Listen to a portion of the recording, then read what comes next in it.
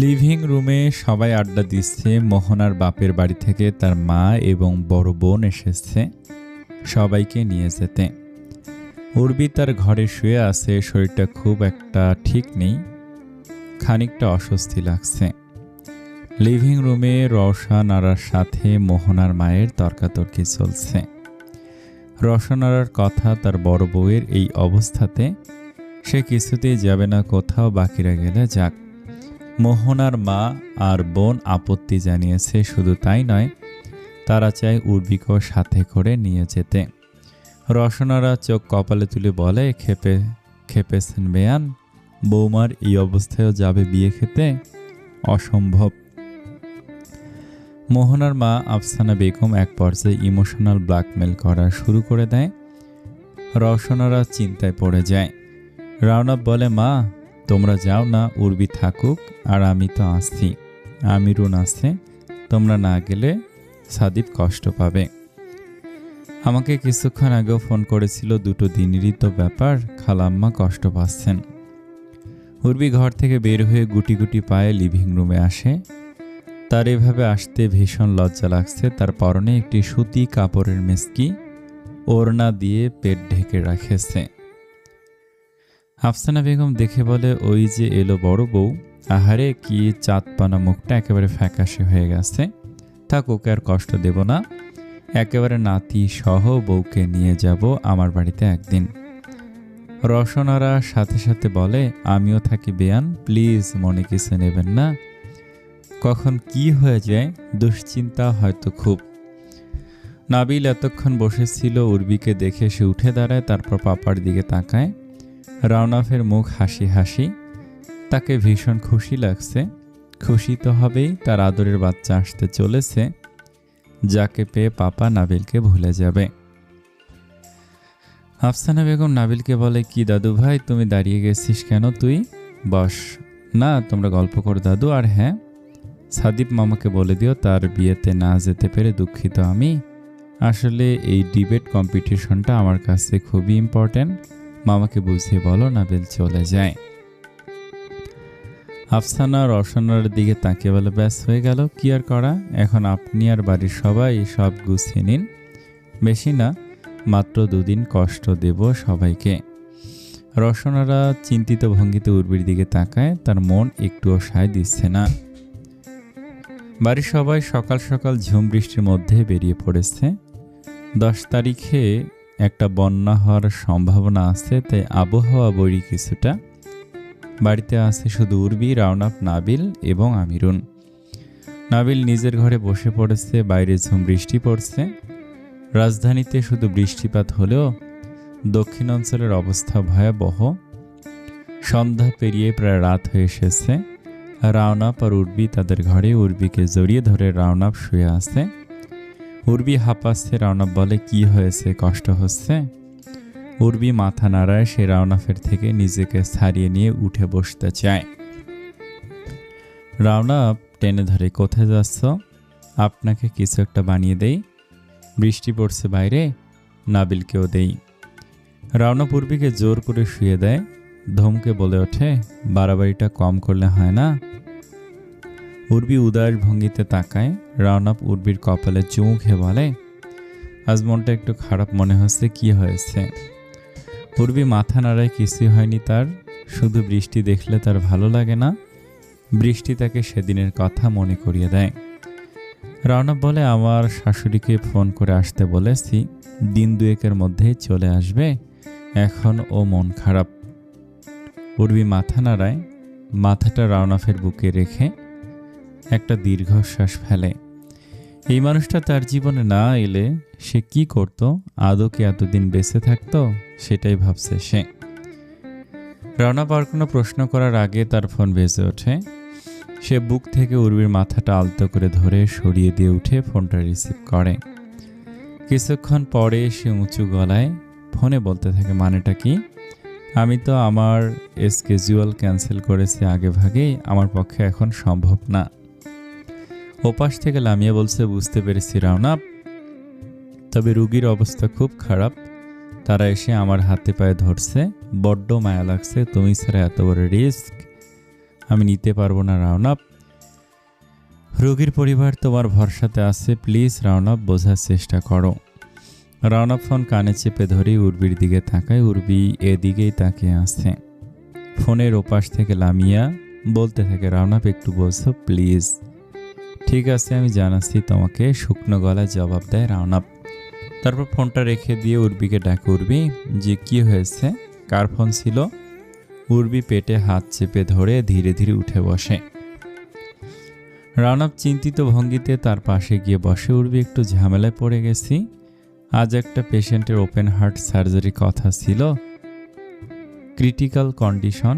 আজ অপারেশনটা না হলে হয়তো একটা অঘটন ঘটে যাবে। এটা ডক্টর মাহমুদের কেস ছিল। ওর শাশুড়ি হঠাৎ মারা গিয়েছে। এই মুহূর্তে পেশেন্টকে অন্য হসপিটালে শিফট করলে সেটা রিস্কি। সে কি কথা, আপনি যেন এখনই। রাওনাপ শুকনো গলায় বলে, তোমার এই অবস্থায়? উর্বি রাগ দেখে বলে, মানেটা কি? আজব লোক তো আপনি, মাত্র কিছু ঘন্টার ব্যাপার, আর এখনো হাতে ঢের সময়। আপনি এখনই এত টেনশন শুরু করে দিয়েছেন। আরে আমি ঠিক আছে, এই যে দেখুন, একেবারে ঠিক। উর্বি উঠে টান টান হয়ে দাঁড়িয়ে রাওনাপকে তার সুস্থতা দেখায়। রাওনাপ ইতস্তত করে। উর্বি বলে, রোগীর জীবনটা বেঁচে গেলে আল্লাহ খুশি হবেন, আর সেটাতে আমাদের সন্তানের ভালো হবে। আপনি যান, আমিরুন আছে না, ওকে ডেকে আমার রুমে পাঠিয়ে দিয়ে যান। আমি এখানেই শুয়ে থাকবো, আপনি না আসা পর্যন্ত একটুও নড়ব না, লাফাবো না, কথা দিচ্ছি। রাওনাপ বসে থেকে উর্বি রাওনাপকে ঠেলতে ঠেলতে বলে, যান বলছি। রাওনাপ একরাশ অনীহা নিয়ে চিন্তিত ভঙ্গিতে রেডি হয়ে চলে যায়। যাওয়ার সময় আমিরুনকে আলাদা করে ডেকে নিয়ে বলে, সারাদিন উল্টাপাল্টা কী সব ভাবে আর দুশ্চিন্তা করে, একটু চোখে চোখে রাখিস। আমিরুন বলে, আপনি একটুও চিন্তা করবেন না ভাইজান, আমি ভাবির কাছ থেকে নড়মই না। রাওনাপ চলে যাওয়ার পরে উর্বির মনটা আবারও খারাপ হয়ে যায়। কোনো এক অজানা কারণে সে ছটফট করছে। এই বৃষ্টি তার ভালো লাগছে না, বৃষ্টি কেন থামছে না। আমিরুন উর্বির ঘরে আসে, বিছানার সামনে দাঁড়িয়ে বলে, ভাবি কোনো অসুবিধা? না আপা, তুমি বসো, দাঁড়িয়ে আছো কেন? আমিরুন বসে উর্বিকে দেখতে থাকে। হঠাৎ বলে ওঠে, একদিন আমি বলছিলাম আপনি একদিন না একদিন ভাইজানের মায়ায় পইরা যাইবেন, কথাটা মিলছে নাকি বলেন? আইজহের সন্তানের জন্য অপেক্ষা করতেছেন কত আনন্দ নিয়া। উর্বি চুপ করে থাকে। আমিরুন হাসতে হাসতে বলতে থাকে, আমিরুনের কথা বাসি হইলেই সত্য হয়। হঠাৎ লোডশেডিং হয়। উর্বি চমকে ওঠে, আজও বিদ্যুৎ এভাবে চলে গেল, এটা কি কাকতালীয়? অন্ধকারে উর্বির ভীষণ ভয় লাগছে। সে উৎকণ্ঠা নিয়ে বলে, কি হলো আমিরুন আপা, কি হলো? জানি না ভাবি, দাঁড়ান আমি দেখতাছি। না তুমি যেও না, আমার ভয় করছে, হঠাৎ অস্থির লাগছে, যেও না তুমি। আমিরুন বসে থাকে। বাইরে নাবিলের গলার আওয়াজ পাওয়া যায়। সে নিচের বারান্দায় দাঁড়িয়ে উচ্চ স্বরে দারোয়ানকে ডেকে বলছে, কি হলো দাদু, কোনো সমস্যা? দেখতেছি আমি দাদু ভাই। দারোয়ান জবাব দিয়ে টর্চ জেলে জেনারেটর রুমে চলে যায়। অন্ধকারে উর্বির ওয়াশরুমে যেতে হবে, এত ঘন ঘন প্রস্রাবের বেগ পায়। বড্ড হয়রান হয়ে গিয়েছে উর্বি। আমিরুনকে বলে, একটু ওয়াশরুমে দিয়ে এসো আমায়। আমিরুন তাই করে। 10 মিনিট পরে বিদ্যুৎ চলে আসে। উর্বি স্বস্তি ফিরে পায়। ঘর থেকে নাবিল আমিরুনকে ডাকে, খালামণি ভাত খাবো, ভাত বেড়ে দাও তো। আমিরুন উর্বির দিকে তাকায়। উর্বি বলে, যাও তুমি, আমি ঠিক আছি। আমিরুন কিছুক্ষণ দাঁড়িয়ে থেকে চলে যায়। কিন্তু হঠাৎ করে উর্বির শরীরটা খারাপ লাগতে শুরু করে। আমিরুন নাবিলের কাছে যাওয়ার পরে আরও 2 বার সে ওয়াশরুমে গিয়েছে একা একা। এমনও হয়েছে ওয়াশরুম থেকে বেরোনোর 1 মিনিটের মাথায় পুনরায় বেগ এসেছে। পেটে হাত দিয়ে বিছানায় 5 মিনিট বসে রয়েছে। হঠাৎ উর্বি খেয়াল করে তার উরুর নিচটা ভেজা। পরিস্থিতি অনুধাবন করতে পেরে উর্বি হতভম্ব হয়ে যায় পুরো। আমিরুন নাবিলকে খাইয়ে উর্বির কাছে আসে। উর্বি ভীতু চোখে আমিরুনের দিকে চায়। কি হয়েছে ভাবি, কোনো সমস্যা? আমিরুন ছুটে এসে উর্বিকে ধরে। এদিকে একটু দেখো আপা, কোকিয়ে ওঠে উর্বি বলে। আমিরুন উর্বির উরুর দিকে দৃষ্টি দিয়ে চেঁচিয়ে ওঠে, হায় হায়, আপনার তো পানি ভাঙছে ভাবি, হায় হায়, এখন আমি কি করবো? উর্বি ছটফট করতে শুরু করেছে। সে এখন কি করবে, তলপেটে প্রচুর ব্যথা করছে। উর্বি স্থির হয়ে বসে থাকতে পারছে না। আমিরুন ভীতু কণ্ঠে বলে, ভাইজানের ফোন দেন ভাবি। ফোন কই, আমি দিতাছি। আমিরুন ফোন খুঁজতে থাকে। উর্বি পেটে হাত চেপে ধরে কোনো মতে বলে, লাভ নেই আপা, উনি ওটিতে, ফোন বন্ধ ওনার। আমিরুন এখন কি করবে? সে তবুও রাওনাফকে ফোন লাগায়। রাওনাফের ফোন বন্ধ, যেমনটা উর্বি বলেছে। উর্বির ব্যথা বাড়তে থাকে, সে সহ্য করতে পারছে না। এখন এই মুহূর্তে আমিরুন কি করবে? সে দৌড়ে নাবিলের ঘরে যায়। নাবিল ডিনার সেরে বই নিয়ে বসেছিল একটা। আমিরুন হাঁপাতে হাঁপাতে বলে, নাবিল বাবা, বড়ভাবে শরীরটা ভালো না, খুব অসুস্থ, ভাইজানরে ফোন তো বন্ধ, কি করবো এখন, মাইয়াটা বেজায় কষ্ট পাইতেছে। নাবিল খুবই মনোযোগ দিয়ে বই পড়তেছিল। অবাক হয়ে সে আমিরুনের দিকে তাকায়। সে কি করবে এখন? আশ্চর্য। উর্বি যন্ত্রণা সহ্য করতে না পেরে মাগো বলে চিৎকার দিয়ে ওঠে। তারপর সে নিজের মুখ চেপে ধরে। পাশের ঘরে নাবিল আছে, সে এভাবে চেঁচাতে সংকোচ বোধ করছে, কিন্তু তার ভীষণ কষ্ট হচ্ছে। দাঁতে দাঁত চেপে যন্ত্রণা সহ্য করার ক্ষমতা তার নেই। নাবিল উর্বির চিৎকার শুনে বিব্রত হয়। এ তো মহা মুশকিল, এখন সে কি করবে? উর্বি হঠাৎ একটা বিকট চিৎকার দিয়ে ওঠে। আমিরুন উর্বির চিৎকার শুনে দৌড়ে উর্বির কাছে আসে। নাবিল ফোন বের করে একবার রাওনাফকে ফোন দেয়। রাওনাফের ফোন একইভাবে বন্ধ। এখন তবে উপায়, এই বৃষ্টির রাতে এভাবে একটা প্রেগনেন্ট মহিলা পড়ে পড়ে কষ্ট পাবে? নাবিল তো এতটা বিবেকহীন নয়, কিন্তু সে কি করবে, কাকে ফোন করবে? বাড়ির লোকগুলোর বিবেক দেখে নাবিল বিরক্ত হয়। নাবিল ছোট হয়েও বুঝে এই সময় অসুস্থ ব্যক্তিকে বাড়িতে রেখে যাওয়া উচিত না। তবুও নাচতে নাচতে চলে গেল। বিয়ে খেতে যত সব। নাবিল কিছু একটা চিন্তা করে সিটি মেডিকেয়ার রিসিপশনে ফোন লাগায়। রিসিপশনের মেয়েটা ফোন তুলতে নাবিল দ্রুত বলে, হ্যালো সিটি মেডিকেয়ার, আমি ডক্টর রাওনাফ করিম খানের ছেলে বলছি, কাইন্ডলি আমার পাপাকে ডেকে দিন। রিসিপশনের মেয়েটি অবাক হয়ে বলে, ও আচ্ছা আচ্ছা। তারপর 2 মিনিট এদিক সেদিক কথা বলে নাবিলকে বলে, সরি বড় স্যার তো ওটিতে, স্যার ব্যস্ত, এই মুহূর্তে দেয়া পসিবল না। নাবিল বলে, দেখুন ইটস আর্জেন্ট, ওনার স্ত্রী হঠাৎ করে অসুস্থ হয়ে পড়েছে। নাবিলের মুখে ওনার স্ত্রী কথাটা শুনে রিসিপশনের মেয়েটি আরও অবাক হয়। তারপর বলে, আচ্ছা বুঝতে পেরেছি, তবে স্যারকে দিতে পারছি না, আপনি চাইলে লামিয়া ম্যামের সাথে কথা বলে দেখতে পারেন, সে আপাতত ডিউটি ফ্রি। আচ্ছা তাই করুন, দিন আন্টিকে ডেকে। দ্রুত জবাব দেয় নাবিল। লামিয়া সব শুনে ফোনের ওপাশ থেকে বলে, ও মাই গড নাবিল, আমি এক্ষুনি অ্যাম্বুলেন্স পাঠিয়ে দিচ্ছি, সাথে 2 জন nurse, don't worry, round of 1 ঘন্টায় বের হতে পারবে না ওটি থেকে, সিরিয়াস কেস, আমি পাঠিয়ে দিচ্ছি অ্যাম্বুলেন্স। নাবিল আচ্ছা আন্টি বলে রেখে দেয়। পাশের রুমে উর্বির গঙ্গানির আওয়াজ শুনতে নাবিল পায়। সে বিছানার ওপর বসে থাকে হাত মুষ্টিবদ্ধ করে। এ কোন ঝামেলায় পড়ল সে? উর্বি ছটফট করছে। আমিরুন উর্বির মাথায় হাত বুলিয়ে দিচ্ছে, ও ভাবি একটু ধৈর্য ধরেন, নাবিল বাবা বলছে অ্যাম্বুলেন্স আসতেছে, আর একটু কষ্ট সহ্য করেন। উর্বি হাঁপাতে হাঁপাতে বলে, ওনাকে ফোনে পাওয়া যায়নি তাই না আপা? আমিরুন বিষণ্ণ ভঙ্গিতে উর্বিকে দেখে। মেয়ে মানুষ তেমনই, কঠিন সময়ে প্রিয় মানুষকে দেখার জন্য মন ছটফট করে। অ্যাম্বুলেন্স এসে গিয়েছে। 2 জন নার্স উর্বিকে ধরে ধরে অ্যাম্বুলেন্সে তোলে।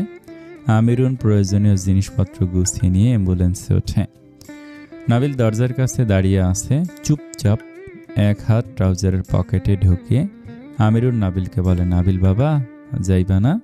নাবিল অবাক হয়ে বলে, আমি? হ্যাঁ তুমি যাইবা না? নাবিল একবার বাড়ির অন্দরমহলের দিকে চায়, একবার অ্যাম্বুলেন্সের দিকে চায়। সে দ্বিধায় পড়ে গিয়েছে। হঠাৎই সে বাড়ির মধ্যে ঢুকে বাড়ির চাবি নিয়ে আসে, দরজায় তালা লাগিয়ে নিজে অ্যাম্বুলেন্সে উঠে পড়ে। ওটির মধ্যে রাওনাফের ভয়ে ইন্টার্ন ডক্টর ও নার্স তটস্থ হয়ে আছে। আজ বড় স্যার একটু বেশি রাগারাগি করছেন সবার সাথে, সাথে গাধা হাদারাম বলে গালাগাল তো আছে। রাওনাফের প্রচণ্ড অস্বস্তি হচ্ছে। বারবার উর্বির মুখটা ভেসে উঠছে চোখের সামনে শুধু। এর মাঝে একবার সার্জিক্যাল নাইফ দিয়ে নিজের আঙুল কেটে ফেলেছে সামান্য। এত অস্থিরতার কারণ সে বুঝতে পারছে না। উর্বির যন্ত্রণা বেড়েই যাচ্ছে। লামিয়া উর্বিকে চেক করে, বাচ্চার পজিশন ঠিক আছে, সব স্বাভাবিক একেবারেই, তবে হাতে সময় নেই, তাকে যা করার এখনই করতে হবে। একজন সিনিয়র নার্স এসে বলে, ম্যাম সব রেডি করো। তাড়াহুড়ো করে জবাব দেয় লামিয়া। নার্স অবাক হয়ে বলে, ম্যাম স্যার তো ওটিতে। তোমাদের স্যার ওটিতে তো আমি কি করব ফারিন? বাচ্চা প্রসব কি তোমাদের স্যার করবেন? কিছু করার নেই, আমাদের হাতে সময় নেই। লামিয়া উঠে উর্বির মাথার কাছে বসে। উর্বি কাতরাচ্ছে, দাঁতে দাঁত চেপে সে বলে, আপা উনি কি আসবেন না? ওনাকে খবর দিননি? উনি কখন আসবেন? লামিয়া বলে, আসবে উর্বি, অবশ্যই আসবে, একটু ধৈর্য ধরো বলে সে উর্বির মাথায় হাত বুলিয়ে দিতে থাকে। উর্বি কাঁদছে, তার শরীরের যন্ত্রণার থেকেও বেশি কষ্ট হচ্ছে রওনককে না দেখতে পেয়ে। শুধু মনে হচ্ছে উর্বি আর রওনককে দেখতে পাবে না। সে ফোপাতে ফোপাতে লামিয়াকে বলে, আপা সব বুঝে শেষ হয়ে গেল, আমি ওনাকে একটাবার দেখতে চাই। লামিয়া খুব স্বাভাবিকভাবে বলে, এটুকু ধৈর্য ধরতে না পারলে মা হওয়া যায় না উর্বি, মনকে শান্ত করো, তোমার কিছু হবে না, তোমার এই বড় বোনের ওপর ভরসা রাখো। উর্বি স্থির হতে পারছে না, কিছু একটা হারিয়ে ফেলার ভয় ক্রমশ তাকে ঘিরে ধরেছে। সে কাঁদতে কাঁদতে বলে, আমার মনে হচ্ছে আমি মরে যাব আপা। লামিয়া উর্বির মুখের দিকে তাকিয়ে ঠান্ডা গলায় বলে, হ্যাঁ তো অসুবিধা কি? তখন আমরা রওনককে আবার বিয়ে করাবো। উর্বি কান্না থামিয়ে তাকিয়ে আছে লামিয়ার দিকে। লামিয়া হেসে ফেলে, কিছুক্ষণ হেসে বলে, চুপ করো মেয়ে, আল্লাহকে ডাকো। নাবিল একটা বেঞ্চিতে চুপচাপ বসে আছে, রওনক তখনও ওটিতে। ওদিকে আমিরুন এক এক করে সবাইকে ফোনে জানিয়ে দিয়েছে। রওশনারা কিছুক্ষণ পর পর নাবিলকে ফোন করছে। তারা বিয়ে বাড়ি রেখে রওনা দিয়েছে। কিছুক্ষণ হলো সবার ফোনের যন্ত্রণা থেমেছিল। হঠাৎ স্বামী ফোন দেয়। নাবিল কলটা রিসিভ করে এইবার বিরক্ত বলে, আবার ফোন দিলি কেন? স্বামী বলে, কখন পৌঁছাতে পারি জানি না, বাবুর ছবি দিবি আমাকে, দেরি করবি না। নাবিল হুঁ বলে ফোন রেখে দেয়। স্বামীর উৎসাহ দেখে সে ভেবে পায় না, এত আনন্দের কি আছে, বেবি তো আসছে একটা। রানা পেশেন্টের স্টিচিং করছে, সে চায় খুব সাবধানে কাজটি করতে, কোনো অঘটন ঘটে গেলে সর্বনাশ। কিন্তু তাড়াহুড়ো হয়ে যাচ্ছে, নিজের প্রতি প্রচণ্ড বিরক্ত সে। পাশে দাঁড়িয়ে থাকা নার্সকে ধমকে বলে ওঠে, ঘাম মোছে স্টুপিড, হাঁ করে দাঁড়িয়ে আসো। নার্স কেঁপে ওঠে, টিস্যু পেপার দিয়ে রাওনাফের কপাল থেকে ঘাম মুছিয়ে দিতে থাকে। রাওনাফ নিজেকে ধাতস্থ করে কাজে মনোযোগ দেয়। অন্যান্য ডাক্তার দুজন একে অপরের মুখ চাওয়াচাই করছে। দ্য গ্রেট রাওনাফ করিম খান আজ এত অঘটন ঘটাচ্ছে, আজ কাজে মন নেই মনে হচ্ছে, এটাও আবার হয় নাকি? রাওনাফ পেশেন্টকে পোস্ট অপারেটিভ রুমে নিয়ে যাওয়ার নির্দেশ দিয়ে হাত থেকে গ্লাভস খুলতে থাকে। কাজটা করছে সে অনেক দ্রুত। উর্বির আত্মা শুকিয়ে যাচ্ছে, সে গগন কাঁপানো চিৎকার দিতে থাকে। লামিয়া নার্স দুটোকে বলে, ওর হাত পা ম্যাসাজ করতে থাকো। নার্স দুটো তাই করে। লামিয়া চেষ্টা করে ধীরে সুস্থে কাজটি করতে, কিন্তু উর্বির অধৈর্য আর চিৎকারে তারও টেনশন হতে শুরু করে। বাচ্চা প্রসবের সাথে সাথে উর্বি জ্ঞান হারিয়ে ফেলে। ছোট পুতুলের মতো মানুষটি ভূমিষ্ঠ হবার সাথে সাথে হাত পা ছড়িয়ে কাঁদতে শুরু করে দিয়েছে। লামিয়ার কানে সেই কান্না পৌঁছায় না। সে উর্বির দিকে হতবাক হয়ে তাকিয়ে থাকে। উর্বির কি হয়েছে সে বুঝতে পারছে না। লামিয়া নার্স দুটোকে ইশারা দিয়ে বাচ্চাটিকে নিতে বলে। শেষে উর্বিকে ধরে, উর্বির পালস রেট চেক করে, তারপর আরেকজন নার্সকে ইশারা করে জলদি একটা ইঞ্জেকশন দিতে বলে। অন্য দুজন নার্স হাসি মুখে সেই পুতুলের মতো মানুষটিকে ওয়াশ করাতে থাকে। এ যে সে কেউ না, তাদের বড় স্যারের সন্তান। নাবিল মাথা নিচু করে বসে ছিল। এতক্ষণ ডেলিভারি রুমের ভেতর থেকে আসা উর্বির আর্তনাদ শুনে সে বিব্রত। তার কাছে আশ্চর্যের ব্যাপার হচ্ছে, তারও যথেষ্ট টেনশন হচ্ছে। সবার মতো উর্বির আর্তনাদের মৃদু আওয়াজে তার হাত পা রীতিমতো কাঁপছে। হঠাৎ ডেলিভারি রুমের দরজা খুলে কেউ একজন বাইরে বের হয়। নাবিল সেদিকে তাকায়। একজন নার্স নরম কাপড় পেঁচিয়ে বাচ্চাটিকে এদিকে নিয়ে আসছে। তার মুখ হাসি হাসি। নাবিল নিজের অজান্তে উঠে দাঁড়ায়, একবার নার্সের মুখের দিকে তাকায়, একবার তার হাতের দিকে। নার্স এসে আনন্দের সাথে নাবিলকে বলে, বোনকে কোলে নেবে?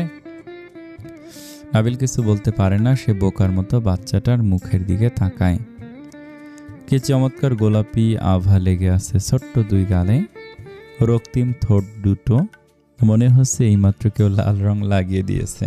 নাবিল চোখ ফেরাতে পারে না। নার্স আবারও বলে, বোনকে কোলে নাও। নাবিল নার্সের দিকে তাকে অস্ফুট স্বরে বলে ওঠে, বোন? হ্যাঁ, তোমার বোন। নাবিল খানিকটা অবাক হয়, সে শুনেছিল তার ভাই হবে।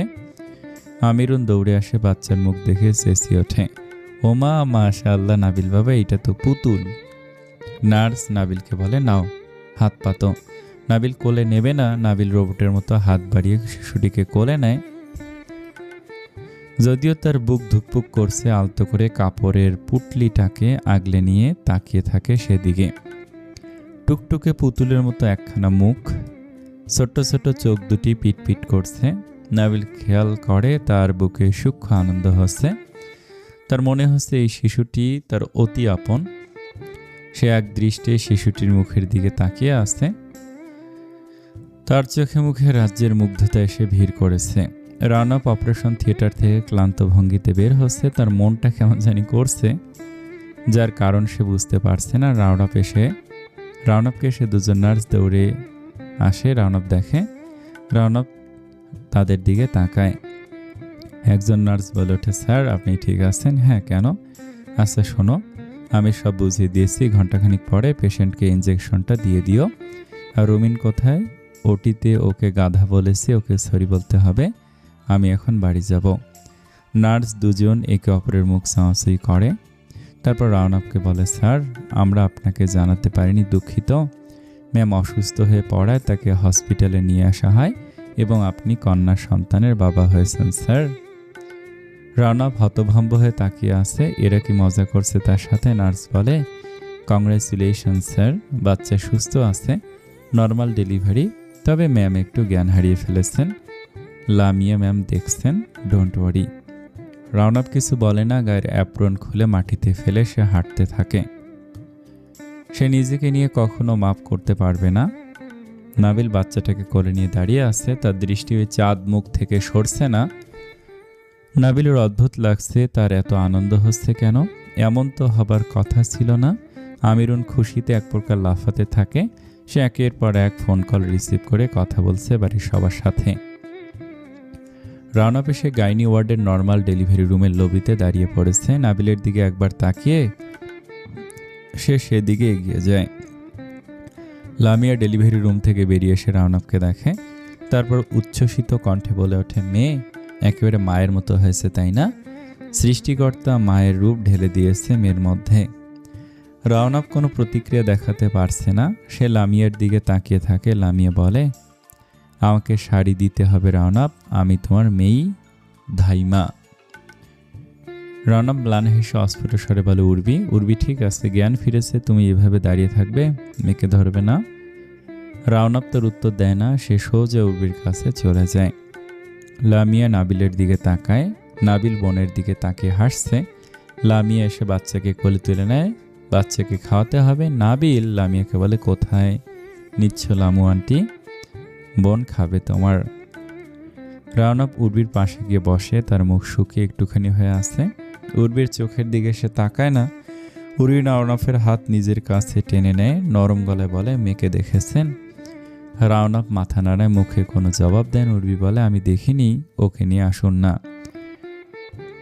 রাউনপ উর্বির হাত থেকে নিজের হাত সরিয়ে নিয়ে উর্বির দুহাত আঁকড়ে ধরে। বেকুল কণ্ঠে বলে ওঠে, তুমি আমার উপর রাগ করে আসছো তাই না? বিশ্বাস করো, আমি নিজেই নিজেকে ক্ষমা করতে পারবো না, কোনোদিনও না। উর্বি রাউনপের মুখের দিকে তাকিয়ে থাকে কিছুক্ষণ, তারপরে হেসে ফেলে বলে, ধুর, আমি রাগ করবো কেন? আপনি বুঝি ইচ্ছে করে আমার কাছে আসতে পারেননি? কথাটি বলতে বলতে উর্বির মুখে বিষণ্ণতা এসে ভিড় করে। রাউনপ তা খেয়াল করে। উর্বি বলে, তবে কি জানেন শর্মির পাপা, একটা সময় আমি ধরেই নিয়েছিলাম আমি আর আপনাকে দেখতে পাবো না। রাউনপ উর্বির কথায় চমকে উঠলেও নিজেকে ধাতস্থ করে বলে, কেন? একদিন তো খুব সাহস দেখিয়ে আমাকে দেখবে না বলে চলে যাচ্ছিলে। উর্বি রাউনপের কথায় ম্লান হাসে। দু চোখের কার্নিশ বেয়ে তরল গড়িয়ে পড়ে। একটা গভীর নিঃশ্বাস ফেলে বলে, এখানেও আমার লোভ আর স্বার্থপরতা কাজ করছে শর্মির পাপা। লোভ আপনার কোলে আমার মেয়েকে দেখার, আর স্বার্থপরের মতো ভেবেছি আপনাকে আর ঝামেলা দিতে কিভাবে আপনার জীবন থেকে যাওয়া যায়, আপনার থেকে শুধু নেওয়া যায়। রাউনপ উর্বিকে জড়িয়ে ধরে। উর্বি রাউনপের বুকে মাথা রেখে কাঁদছে। শান্তিতে লামিয়া বাচ্চাটাকে এনে কেবিনে ঢোকে। তারপর উর্বির পাশে শুয়ে দেয়। উর্বি তার জীবনের নতুন ফুলটির দিকে তাকায়। তার গাল বেয়ে পানি গড়িয়ে পড়ছে। অস্ফুট স্বরে রাউনপকে বলে, কোলে নিন তো ওকে, একটু দেখব। রানব হাত বাড়িয়ে উর্বির চোখের পানি মুছিয়ে দেয়, তারপর মেয়েকে উর্বির পাশ থেকে উঠিয়ে কোলে নিয়ে কপালে একটা চুমু খায়। লামিয়া তাকিয়ে তাকিয়ে স্বামী স্ত্রীর সে অদ্ভুত সুন্দর দৃশ্যটি দেখতে থাকে। কিছু সময় পরে গলা খাঁকড়ি দিয়ে বলে ওঠে, অভিনন্দন রণব, আপনাদের বাপ বেটিকে দারুণ লাগছে। রণব ম্লান হাসে, মেয়েকে উর্বির কোলে তুলে দেয়, তারপর বলে, সবকিছু তো নর্মাল ছিল, এরকমটা হবার তো কথা ছিল না লামিয়া। উর্বির অ্যাংজাইটি থেকে প্রেশার বেড়ে গিয়েছিল সম্ভবত। রাওনাপ উর্বির দিকে তাকে, উর্বি তার মেয়ের দিকে তাকিয়ে হাসছে। রাওনাপ মা মেয়ের থেকে চোখ সরাতে পারছে না। রওশনারা হসপিটালে পৌঁছেছেন। সে সেই পুরো হসপিটাল মাথায় তুলে ফেলেছেন। তার নাতনি কোথায়? রওশনারার নাতনি নাবিলের কোলে। সে ভিডিও কলে সব বন্ধুদের দেখাচ্ছে। শর্মী স্বামী অবাক হয়ে বাচ্চাটাকে দেখছে। তাদের হতভম্ব ভাব কাটছে না। তাদের ভাই, তাদের বোন হয়ে গেল কি করে? রানব কেবিনের বাইরে যায় না। সবাই বাইরে হই হুল্লোড় করছে। সে উর্বির কাছে বসে আছে। সকাল হয়ে এসেছে প্রায়। রওশনারা এসে প্রায় থাবা মেরে তার নাতনিকে কোলে তুলে নেয়। বাকিরা উকি দিচ্ছে। একজন আরেকজনকে সরিয়ে বাবুর মুখটা একটু বেশি দেখতে চাচ্ছে। উর্বি আর রানব তাদের হাসাহাসির শব্দ শুনতে পায়। রওশনারা বলে, সব ঠিক আছে, তবে নাকটা এমন কেন? আমাদের বাড়ির কারো নাক তো বোচা না, বৌমার নাকও তো ঠিকঠাক। নাবিল বলে ওঠে, ও শর্মির মতো হয়েছে। শর্মির নাক তো বোচা দাদু, ভুলে গেলে? সবাই চুপ হয়ে যায়।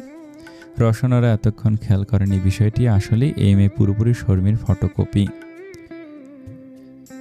রওশনারা নাতনিকে নিয়ে দুলতে দুলতে উর্বির কাছে আসে।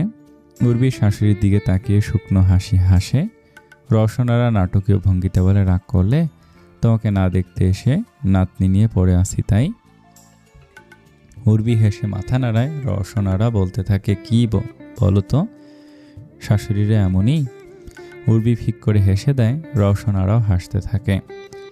সাইমি আর শর্মী কেবিনে ঢোকে। রওশনারা ওদের দেখে উর্বিকে বলে, নাও তুমি তোমার মেয়েদের নিয়ে থাকো, আমি গেলাম। বলে রওশনারা তার ছোট নাতনিকে উর্বির পাশে শুয়ে দিয়ে চলে যায় কেবিন থেকে। উর্বি শর্মী আর স্বামীর মুখের দিকে তাকিয়ে আছে। তারপর শর্মীকে বলে, বোনকে কোলে নেবে না? শর্মী মাথা নাড়ায়, এগিয়ে এসে বোনকে কোলে নেয়। স্বামীর হাত নিষ্পিস করছে। সে শর্মীকে বলে, তুই ফেলে দিবি, দে আমার কাছে। বোনকে জোর করে নিয়ে যায় শর্মীর কোল থেকে। উর্বি শর্মীর দিকে তাকিয়ে বলে, মন খারাপ হয়েছে তা ভাই হয়নি বলে? শর্মী মাথা নেড়ে অস্ফুট স্বরে বলে, না, বোন বাবুকে কম ভালোবাসবে? শর্মী খিক খিক করে হেসে ওঠে। তারপর বলে, আরো বেশি ভালোবাসবে। উর্বি হাসে। স্বামী বাচ্চাটার মুখের দিকে তাকিয়ে বলে ওঠে, আমি একটু কম ভালোবাসবো। শর্মী স্বামীর দিকে তাকিয়ে বলে, তাহলে ওকে আমার কাছে দাও। স্বামী দেয় না, হাসতে থাকে। শর্মী তার ছোট বোনকে টানছে স্বামীর কোল থেকে। দুই বোনের মধ্যে যুদ্ধ লেগে গিয়েছে। উর্বি মুগ্ধ চোখে সে দৃশ্য দেখতে থাকে। নাবিলকে চুপচাপ বসে থাকতে দেখে লামিয়া এসে নাবিলের পাশে বসে। নাবিলের মুখের দিকে তাকিয়ে বলে, কি ভাবছো নাবিল? নাবিল নড়ে চড়ে বসে, বলে, কিছু না আন্টি, খুব ধকল গেছে তাই না নাবিল? আসলে সব দোষ আমার। রণবকে আমিই ফোন করে জোর করেছি আসার জন্য। ও থাকলে ব্যাপারটা অন্যরকম হতে পারত না aunty. It was in accident. এতে তোমার হাত নেই। দুর্ঘটনা ঘটার থাকলে ঘটবেই। আমরা চাইলেও আগে থেকে জানলেও তা আটকাতে পারবো না। লামিয়া কিছুক্ষণ চুপ করে থাকে, তারপর বলে, সেটাই, দুর্ঘটনা ঘটার থাকলে ঘটবেই, আমরা চাইলেও আটকাতে পারবো না। শর্মীর এই অ্যাক্সিডেন্টটাও এরকম একটা দুর্ঘটনা ছিল, হওয়ারই ছিল। ওভাবে না হলে অন্যভাবে হতো। এতে উর্বির হাত ছিল না নাবিল। আমি এটাই বিশ্বাস করি। নাবিল কোনো জবাব দেয় না, সে চুপ হয়ে বসে থাকে। উর্বিকে তার মেয়েকে বাড়িতে নিয়ে আসা হয়েছে। উর্বি আর তার মেয়েকে। বাড়ি ভর্তি মেহমান। উর্বির বাপের বাড়ি থেকে সবাই এসেছে। সে সারাদিন রুমে বসে থাকে। সবাই বাচ্চাটাকে নিয়ে হই হই করে। উর্বি তাকে খুব একটা কাছে পায় না। শুধু ঘুমানোর সময় আর খাওয়ানোর সময়টাতে সে তার মেয়েকে ধরতে পারে। উর্বি বাধা দেয় না। এর মাধ্যমে যদি সবাই একটু ভালো থাকে, খারাপ কি তাতে? সবচেয়ে বড় কথা, নাবিল তার বোনকে চোখে হারায়। সে নিজে উদ্যোগ নিয়ে তার বোনের নাম রেখেছে রাহা। কি সুন্দর নাম, উর্বির ভীষণ পছন্দ হয়েছে। কখনো কখনো সব সম্পর্কের সমীকরণ মেলানো যায় না, সমঝোতাও হয় না। উর্বি আর নাবিলের সম্পর্কটা ঠিক সেরকম, তবে রাহা একটা বিরাট অবদান রাখতে পারে। আজ দুপুরে যখন সবাই নিচে খাচ্ছিল, উর্বি তখন ওয়াশরুমে ছিল। হঠাৎ রাহা কাঁদতে শুরু করলে উর্বি তড়িঘড়ি করে ওয়াশরুমের দরজা খুলে দেখে নাবিল তার বোনকে কোলে তুলে নিয়ে কান্না থামানোর চেষ্টা করছে। উর্বি আবার ওয়াশরুমে ঢোকে।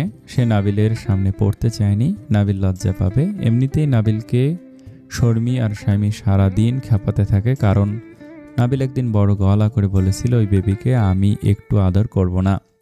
এইভাবে উর্বির দিনগুলো কেটে যাচ্ছে। সে চায় তার জীবনটা যেন এইভাবেই কেটে যায়। আর বেশি কিছু সে চায় না, আর বেশি কিছু সে চাওয়ারও যে নেই উর্বির। উর্বি রাহাকে খাওয়াচ্ছে। সারাদিন পরে সে এই একটু নিরিবিলি হয়েছে তার মেয়ের সাথে। রাহা সারাদিন তার 3 ভাই বোনের হাত বদল হতেই থাকে। খাওয়ানো হয়ে গেলে উর্বি রাহার সাথে গল্প করতে থাকে। রানব ঘরে ঢুকে মা মেয়ের দিকে তাকে একটু মুচকি হাসি দিয়ে বিছানায় গায়ে দেয়।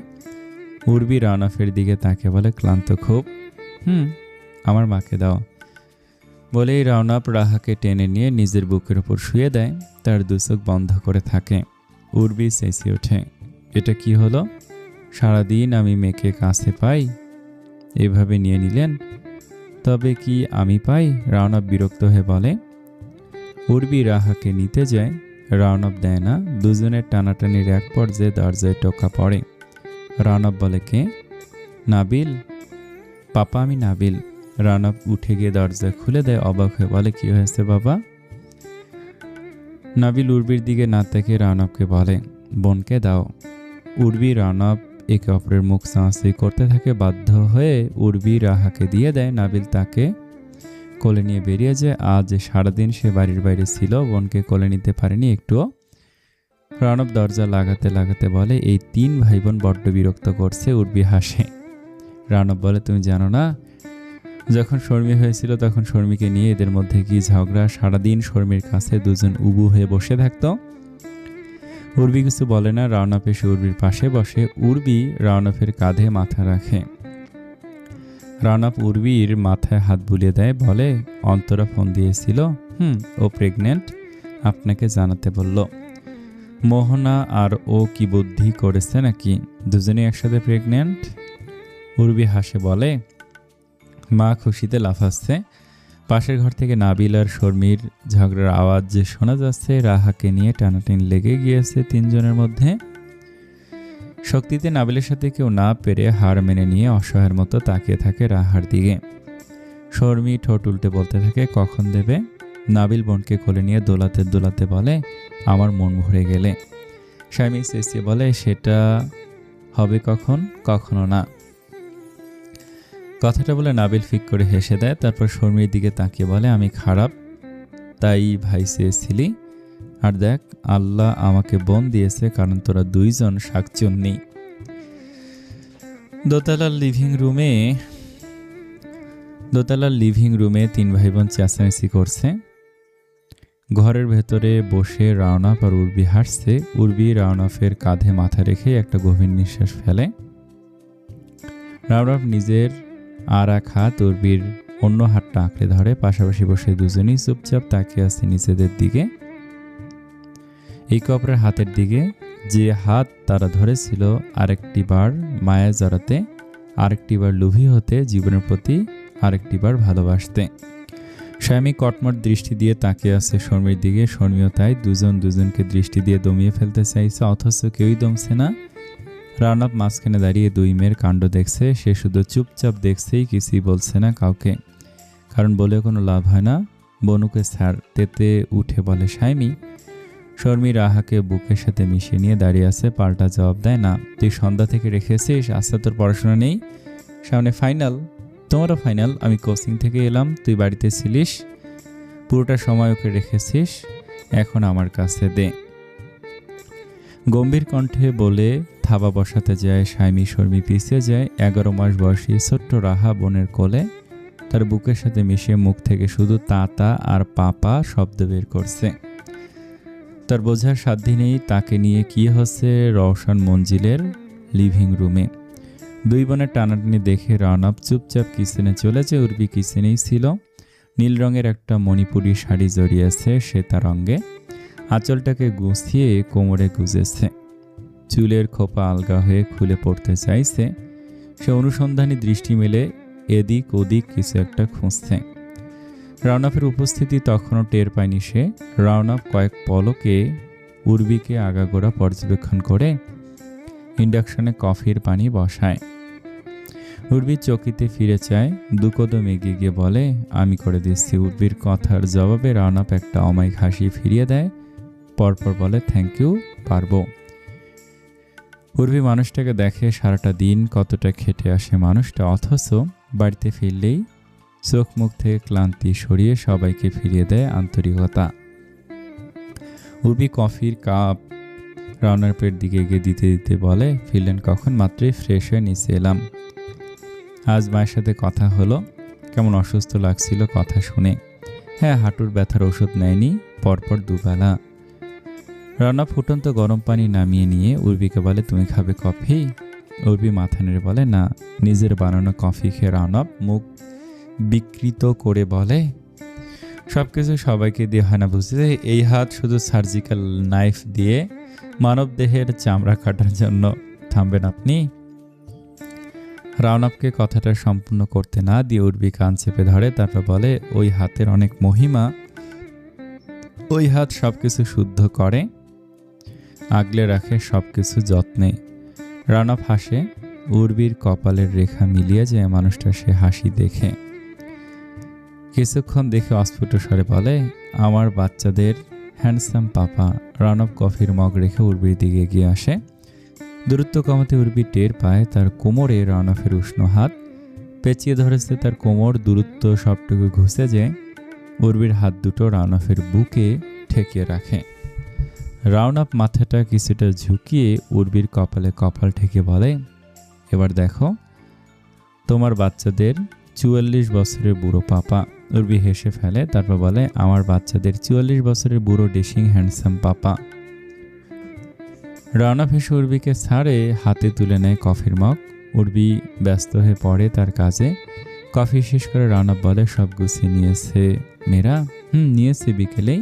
শুনেন না, মা হজ করে ফিরলেই কিন্তু আমরা আরেকটা ট্যুর দেব। রাউনাফ মুখে কিছু বলল না, শুধু ঘাড় কাত করলো। পরপর বলে ওঠে, নাবিল কিছু জানিয়েছে?